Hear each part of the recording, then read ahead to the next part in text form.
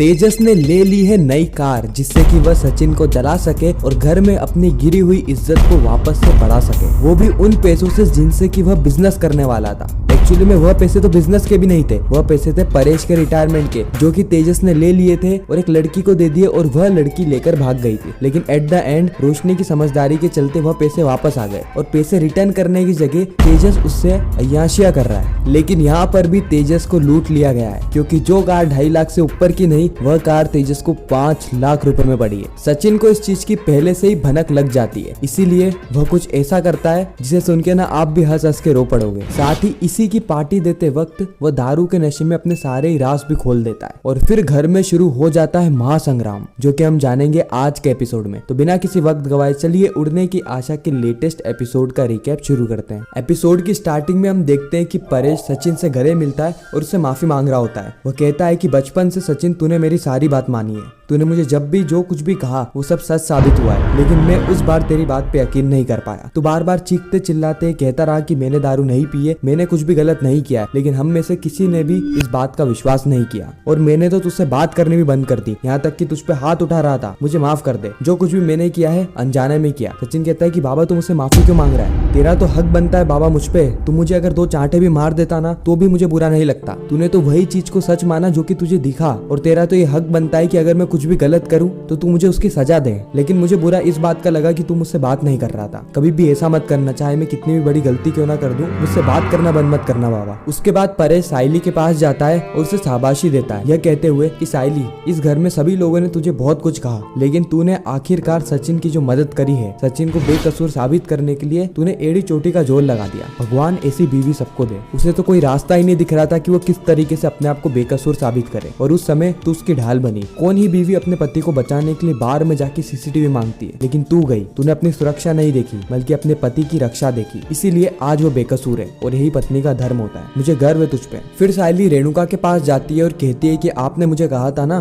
कि मेरा पति दारू पीता है और अब लोगों मुझे दारूबाज की बाई को बुलाएंगे, लेकिन अब ऐसा नहीं होगा। जिस वक्त सबने उसका साथ छोड़ दिया था तब मैं उसके साथ खड़ी थी, क्योंकि मुझे इस बात का विश्वास था कि उसने दारू नहीं पी है। रेणुका मन ही मन में सोच रही होती है कि तेवर तो ऐसे दिखा रही जैसे ये कभी दारू पीता ही नहीं है। एक बार दारू नहीं पी तो क्या हुआ, वो हर दूसरे दिन दारू पी लेगा। कान नहीं है खड़े और तेवर देखो बड़े बड़े। उसके बाद साइली जाती है रोशनी की तरफ और रोशनी को कहती है कि रोशनी, तुमने मुझे कहा था ना कि मैं अपने पति पे लगाम लगाऊं, नहीं तो ऐसे दूसरों की जिंदगी भी खतरे में डाल देगा। नहीं डालेगा, और मुझे मेरे पति पे लगाम लगाने की जरूरत नहीं है। उसे पता है कब क्या करना चाहिए, कब क्या नहीं करना चाहिए, क्या परिवार के लिए अच्छा है और क्या लोगों के लिए खराब। वो सारी चीजें जानता है और उसने सोच समझ के सारी चीजें करी है। रेणुका कहती है कि फूल वाली, तू रोशनी को कुछ भी नहीं कहेगी। तूने मुझे कहा वो ठीक है, लेकिन इसको नहीं। इतने तेवर तू किसी और को दिखाना। तेरा पति आए दिन कोई ना कोई लफड़े करता रहता है। अगर मैं हिसाब किताब गिनाने लग गई ना तो तू शर्मिंदा हो जाएगी। इतना कह के रेणुका, रोशनी और तेजस वहाँ से चले जाते हैं। इनके जाने के बाद रिया साइली के पास आती है और साइली से कहती है कि आकाश भी वहाँ पे था क्या। साइली कहती है कि हाँ, उसने भी हमारी बहुत मदद करी। कुछ पलों के बाद हम देखते हैं कि परेश बहुत ज्यादा खुश होता है और सभी लोगों को खाना खाने के लिए बुला लेता है। साइली कहती है कि हाँ काका आप बैठो, मैं अभी खाना बना के लाती हूँ। परेश कहता है कि नहीं नहीं, आज खाना तू नहीं बनाएगी।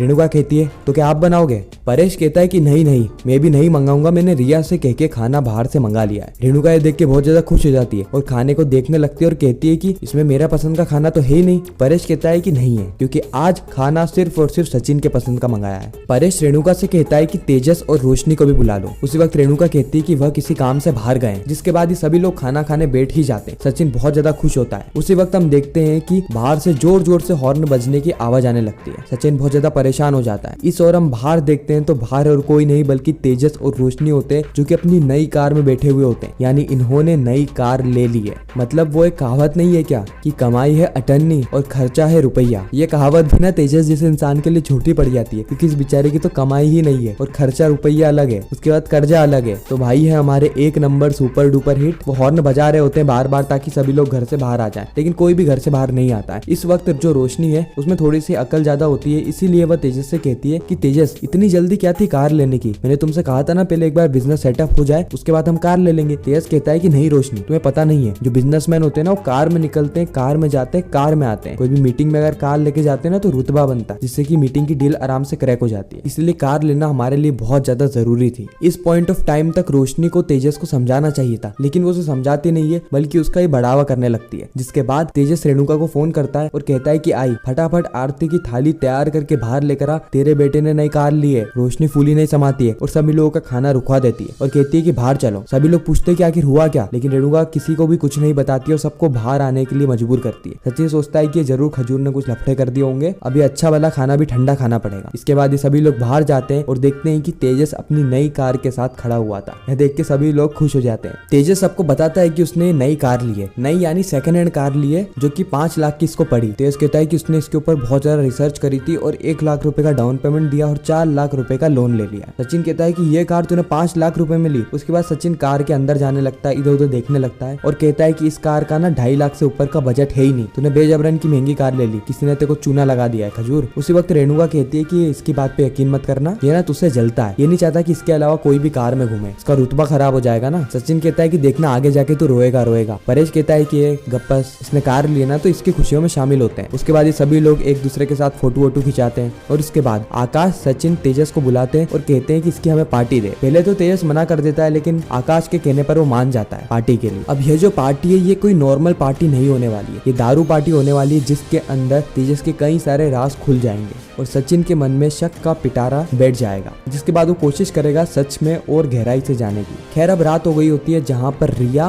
रोशनी और साइली ये तीनों ही बैठे होते हैं। रोशनी इनसे आइडिया मांगती है एक नया बिजनेस स्टार्ट करने के लिए, क्योंकि अभी इन्होंने ये तो सोच लिया है कि बिजनेस करेंगे, कार भी ले लिए, लेकिन बिजनेस क्या करेंगे ये किसी को कुछ नहीं पता। रिया कहती है कि तुम्हें ना एक डबिंग स्टूडियो खोल लेना चाहिए, क्योंकि आजकल ना उसकी बहुत डिमांड है, प्री प्रोडक्शन, पोस्ट प्रोडक्शन बहुत ज्यादा डिमांड है। रोशनी कहती है कि नहीं नहीं, मुझे इसका कोई आइडिया नहीं है। उसी वक्त साइली कहती है कि तुम्हें ना एक बड़ी फूल की दुकान खोलनी चाहिए, जिसमें फूल ना मुरझाते भी नहीं है, जिससे कि तुम्हें प्रॉफिट भी बहुत होगा। रोशनी कहती है कि मुझे ऐसा लग रहा है कि तुम दोनों अपने मन का आइडिया मुझे दे रहे हो, मुझे ऐसा आइडिया जो मेरे लिए परफेक्ट हो, ना कि तुम्हारे लिए। अगले ही पल हम छत पे देखते हैं, जहाँ पे टेरिस पे सभी लोग इंतजार कर रहे होते हैं तेजस का, क्योंकि तेजस आएगा तभी तो दारू पियेंगे। उसी वक्त वहाँ पर तेजस आ जाता है, जो कि सस्ती वाली बियर लेकर आता है। सचिन पीने से ही मना कर देता है, इसलिए नहीं कि सस्ती लेकर आया है, बल्कि इसलिए क्योंकि उसकी दारू के चक्कर में बहुत हंगामे होते हैं, इसलिए उसने कह दिया है कि वो दारू नहीं पिएगा। जिसके चलते तेजस और आकाश ये दोनों डिसाइड करते हैं कि सचिन के बदले की दारू भी यह दोनों ही पी लेंगे। और जैसे ही तेजस दारू पीता है, उसके बाद वो धीरे धीरे करके अपने राज खोलने लगता है, लेकिन उसको थोड़ा बहुत तो होश रहता है, जिसके कारण सारी चीजें सचिन को पता नहीं लग पाती। अब क्या क्या चीजें सचिन को पता लगी है, क्या नहीं, जिससे क्या होगा क्या नहीं होगा, यह तो हमें उड़ने की आशा के आने वाले एपिसोड में पता चलेगा। और इसी के साथ ही खूबसूरत एपिसोड यहीं पर ही खत्म हो जाता है, इस ट्विस्ट और सस्पेंस के साथ कि आगे क्या होने वाला है। आखिर कब तक मेकर्स रोशनी के राज को छुपा कर ही रखने वाले हैं। मुझे ऐसा लगता है कि जब उड़ने की आशा की ऑडियंस जो है वह उड़ने की आशा देखना ही छोड़ देगी, उसके बाद जाके ये लोग शायद रिवील करने वाले हैं रोशनी के राज। खैर आपको क्या लगता है इसके बारे में कमेंट सेक्शन में जरूर बताना।